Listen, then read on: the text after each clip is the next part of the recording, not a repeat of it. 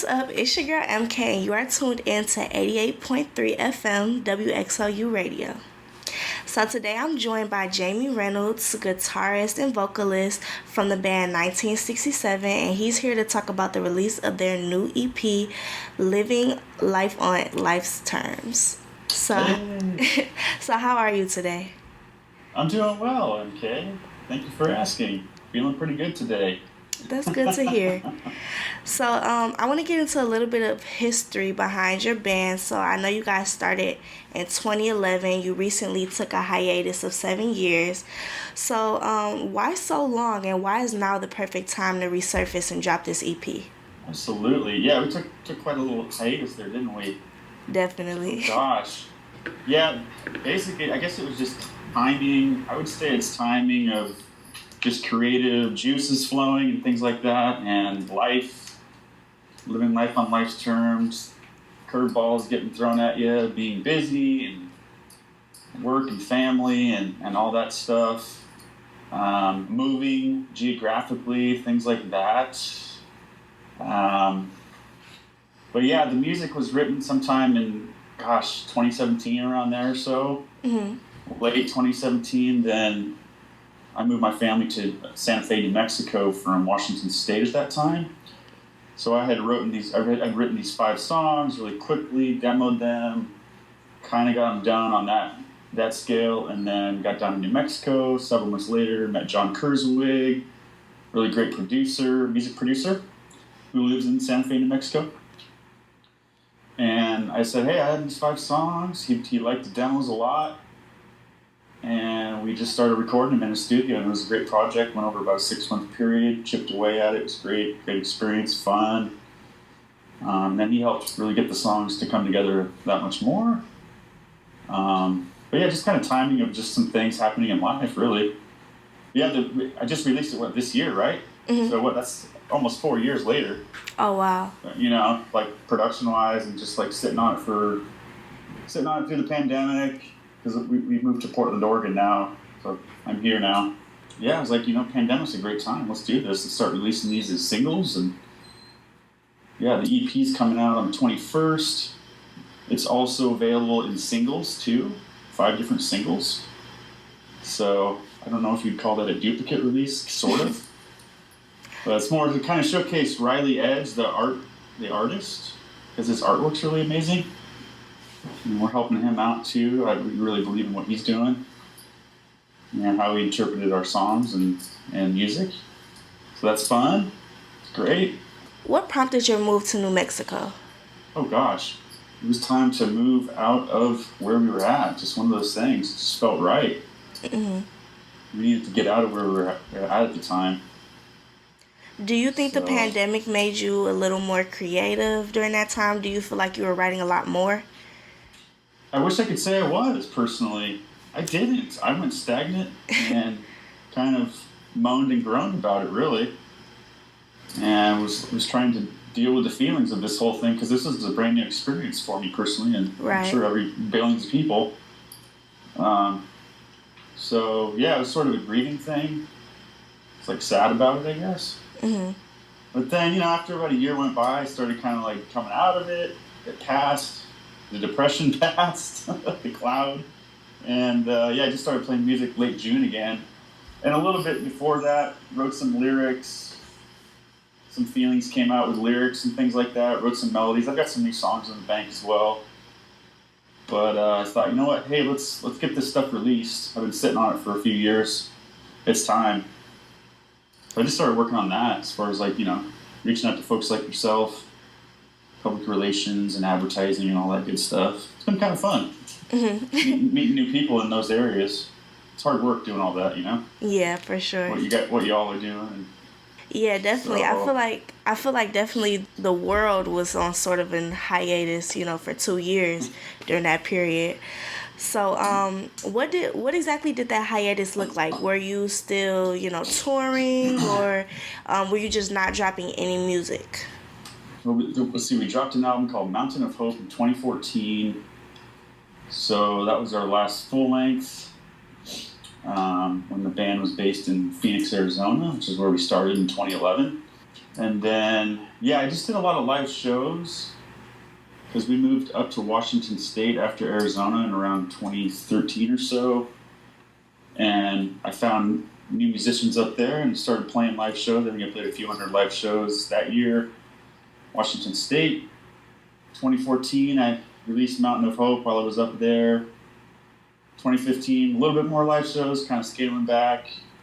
The birth of my daughter at the time, got things real busy. A few more live shows in 2016, moved to New Mexico 2017, did a tour in 2018 in the West Coast.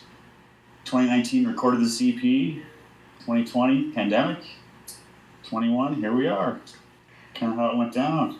Okay, so being in this industry, have you ever felt a pressure to produce the music a certain way? I wish I did. I just do what I feel is right. Mm-hmm. Whatever comes out, really, just for the love of it, really, like you said. I'd say the B answer. So what does that process look like for you, like writing your music? Mm-hmm. Well, I pick up my guitar. I'm bored one day, I'll pick up the guitar. I'll just start playing music, playing old songs, playing riffs. Maybe break out Ride the Lightning by Metallica or some riff in that song that I really love. Or, or maybe play a funk lick, kind of like a James Brown style or something like that, you know what I mean? Just kind of fiddle around. And then so all of a sudden some new riff might just roll in out of nowhere. Whether I pick up my acoustic or lately, since we just landed a new rehearsal spot here in Portland, it's been great. We've got a bunch of rehearsal studios by the month around here, so it's convenient. So I can plug in and play loud. So that's been really nice. Plugging the electric in a little bit and full amplification. So that brings on a whole new creative flow, if you will. I'm kind of like strapped to the house with the acoustic. So I kind of get tired of playing the acoustic, you know what I mean? I can't do it all the time. It's nice to switch it up a little bit. I can also play my drums in the studio, and I can play bass and do all that other stuff that I like to do. So I play a couple different instruments as well. That's been kind of fun. But yeah, just I'll write melodies on the guitar. If I feel like I have a melody and a guitar line, I'll done with like a full song or something like that. If I got some verses and choruses and bridges and things like that, and I know how it's going to probably go, then and structurally, then I'll get into the writing lyric side of it, which I seem to procrastinate about. I'm not going to lie. It's not my first thing that I like to do, writing songs. But have you ever written a song you felt was like too personal, you just had to keep it to yourself? Not at all, actually. I'm okay with sharing it. I'll air it all out. Let's do it. I'm okay with that. I probably communicate better through song than I do in real life. Mm-hmm. That makes sense. I feel like that's a lot of artists. That's why you do the music. Yeah. It's fun. I enjoy it. It livens my soul. So in Losing My Mind on, the EP that's dropping, you say insanity is doing the same thing over and over again and expecting the same results. And I think, correct me if I'm wrong, it seems like the song was intentional in the way that, the lyrics went on a loop. So what was the inspiration behind that song? That's kind of funny, you're right. And it ended up being that way. I didn't mean to do it that way, but it kind of worked out that way. It's funny. And Insanity's do the same thing over and over again, expecting a different result. Well, that's something that I believe in right now. That's how I live. Like, if I keep trying to bang my head against the wall and expect things to be different, and I keep banging my head against the wall like it's not going to hurt or something like that, then I'm probably wrong. So for me, I get in these little life situations where maybe I want someone or something to be different than what it is in reality. Mm-hmm. And I can't control it. And I keep trying to control it. And that person ain't going to change. That situation is still not going to change. And I keep maybe I'll ask a different question to somebody and get a different answer, right? That's manipulation. Mm-hmm. Definitely. And if I'm fighting something or someone or some situation, then I'm trying to control. And that's me up on my high horse and up on the throne trying to play God, which is not how I want to live today. How do you think you came to that realization? Was there like an event in your life? I'd say, I just hit 7 years sobriety off alcohol, so Oh, that's probably a congratulations. big part of it. Yeah, thank you. That's where a lot of it might fuel from, self-care, all that kind of stuff. So, what does living life on life's terms mean to you? Just accepting things as they are, all people, places, and things, and trying to keep the mindset of it's just like water off of a duck, right? Just kind of rolls right off. And as long as I keep the focus on myself, usually things are going to go pretty well. So, I feel like a lot of groups, they don't really last as long as you guys have, starting in 2011, here we are, 2021. So, what do you feel like is your secret? Don't give up. Persistence, positive attitude, enjoy yourself, and no expectations. And never stop recruiting. So, has it been the same members since the beginning? I wish I could say it has. Maybe one, yeah, actually, it actually has. Matt Haskell, who drummed on this EP, he's been with me since the beginning, since 2011, 2012 or something like that. He still lives in Arizona. Actually, he's playing on this tour that's coming up here next week. He's playing on 2 of the shows in Portland, Oregon, and Tacoma, Washington. He's flying up for those 2. Yeah, he's been with me since day one, pretty much. But yeah, the other guys, they're all kind of doing their own thing in different bands. A lot of the Arizona guys are still down there doing their thing, living and playing music. My guys in Washington, a couple of those guys are going to hop on this tour as well. Nathan McCartney, he's going to be on the tour playing bass guitar. Okay. He usually plays guitar in their band live, but we're going to go out there with 3 pieces on this one. People get busy with life sometimes. Right. The New Mexico guys, a lot of those guys are still over there, and the Washington State guys are all kind of hanging out there too. Colin Black's going to be playing drums with us too on 2 of the dates. He's out of the Seattle area. Yeah, I mean, I'm still in touch with all of them. It's like, hey, whoever's available, and what region are we in this time? Right. Okay. So you mentioned never giving up. Have you ever, in this, 10 years plus, have you ever thought about, maybe this isn't for me? Or, have you ever had like that self-doubt where you just wanted to throw in the towel? Oh, yeah. All the time. I wake up in total fear a lot, actually, as a default. I just wake up, I'm scared. I don't know why. So how do you combat those thoughts? Or how did you? Well, for me, I do 12-step meetings daily, about 6 in the morning every day. So I spend an hour a day doing one of those. And that gets me grounded for the day. Takes away all that stuff. It's like paralyzation, that feeling of paralyzation. Like you might still be afraid, but you don't feel paralyzed anymore. That's what it takes away from you. Right. Yeah. Anxiety, though, I've always been fighting that one. Yeah, definitely. It's a challenge. So I know you mentioned that, you're in recovery and you do your 12-step program. So how did you get to that point where, you even wanted to do those things and, change for the better? Absolutely. Gosh, I think urgency and hitting bottom in a certain way and admitting I was powerless and realizing I was powerless over all that. And my life was becoming manageable. So realizing that made things a lot easier. Then I could jump in and start living that way. But I thought I could control the booze all those years. I didn't think anything was going on. I think someone asked me if they thought I had something going on with it. And no one had ever asked me that before. And I went, well, let me think about that. Yeah, I was in my early 30s at the time. They're like, you think you might have a problem with that? It's like non-judgmental, Right. I don't know. Took a few days, and it went boom. Holy cow. Wow. I don't have to try to be an orange anymore. I'm an apple, but I was trying to be an orange.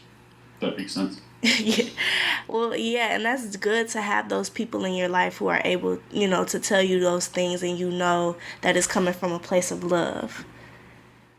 Yeah, exactly. And yeah, I still feel like I don't have a problem with it a lot. Like, but it's more of a trick in my head, and that's how this thing works. Is like it's a trick. It'll trick me, and it always is winking at me. Right. So if I don't believe the baloney, then I'm usually all right. Feeling good is actually a bad place to be in sobriety. Yeah. It's scary because it can be. I could easily go back out this afternoon and start over again. So one day at a time for me. Do you feel like you have a lot of those people, surrounding you who, you can rely on for support, or if you're going through anything you can come to and talk to? Do you feel like you have a lot of those people in your circle? Yeah, I have dozens of people in that program. So it's nice to be able to pick up the phone and reach out for help at any time. Right. So I'll get calls too. So it's both ways. It's great. Grateful for it. Life's got better. I wouldn't be talking to you if I wasn't where I'm at today. Right. So we're definitely glad about that. So I noticed that you're donating a portion of the funds for the tour to the ALS Foundation. So do you have like a personal connection, or was that just something that you wanted to do for a charity? Oh yeah, I appreciate that. A little bit of both. Uncle Dan, it's a song we wrote. It's an old friend of mine who passed away from that disease, ALS, several years ago. And the song was written about him. So he was definitely an inspiration growing up. Like an older brother / uncle figure. He was actually the uncle of one of my best friends. And I grew up with him. He was around a lot. And he's a big music enthusiast. Loved what we were doing when I was younger in bands and things. Always went out to concerts. Yeah, it's like a tribute to him. And maybe we can help out there as well. Happy to help out there.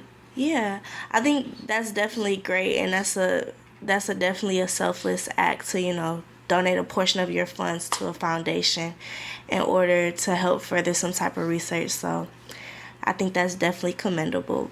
Yeah, doing our best to be of service wherever we can. So when it comes to this newest project, what's your favorite song? Favorite song? Yes. Oh, I really do like Uncle Dan. And I think I might like, I enjoy Friday Night and Losing My Mind as well. So I'd say those three. Uncle Dan might be the top one though. Yeah, I think I love the whole EP, but I think Losing My Mind was definitely one that caught my attention. Oh, interesting. Yeah, because we all can relate to that. So it's a lyrical hook. Interesting. I kind of feel embarrassed when I hear some of those verses on that one. I don't know why. Really? I don't know. It's like, is that Weird Al Yankovic singing about insanity or something? Like a lower register? Dude, that guy sounds nasally. What the hell is his problem? I think we're always our worst critics. Exactly. Well, that's cool. Appreciate it. So, to switch gears a little bit here, when I hear 1967, I instantly think of the fact that was an amazing year for music. We had a lot of iconic records. But when I was doing my research, I found that, that year actually holds a different significance for you. So I don't know if you want to talk a little bit about what 1967 means to you and how that translated into your band's name. Absolutely. Yeah, the things that you had mentioned are definitely true with the Summer of Love, great year for music.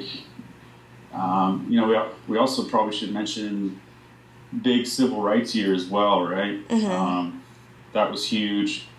And that's something I've failed to mention in the past, which I'm going to start mentioning now. So that was going on as well. Jane Mansfield, actress, was decapitated that year in a car accident, which is an interesting thing. Yeah. Little gruesome detail there, but my brother Jeff Reynolds passed away, so there's a personal connection. He was born that year.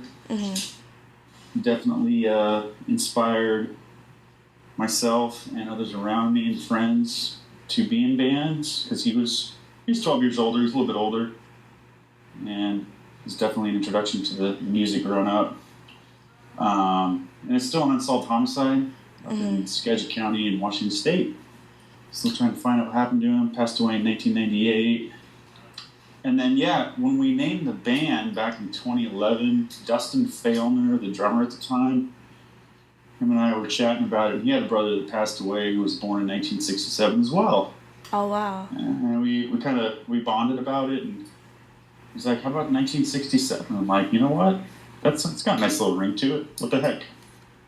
So being that you say, your brother was in music and, you come from a music family, did you guys ever have like that friendly competition where, you wanted to kind of outdo each other? I think so, yeah. Mm-hmm. With music a little bit. I played in his band for about 4 months when I was a senior in high school. His band was, the local band he had there. And I played bass in the band. But we had a blast. That was a lot of fun. It was great to play with him. There's definitely synergies there as far as abilities and things like that. Mm-hmm. And we got to play a live show with him in his band. It was kind of like interesting. It's like a little dream or something like that coming true, right? When you're a younger sibling. I think of like the Wooten brothers, like Victor Wooten's an amazing bassist. Same idea with his brother who plays drums and the guitar player in his band. He's his brother. Yeah, that was really fun. And we would do that in, like, sports, too. Mm-hmm. Playing soccer or something. I mean, he was way older, but he was playing with us when we were in, like, high school. He'd come by and, like, sit in and play some soccer and stuff like that. Mm-hmm.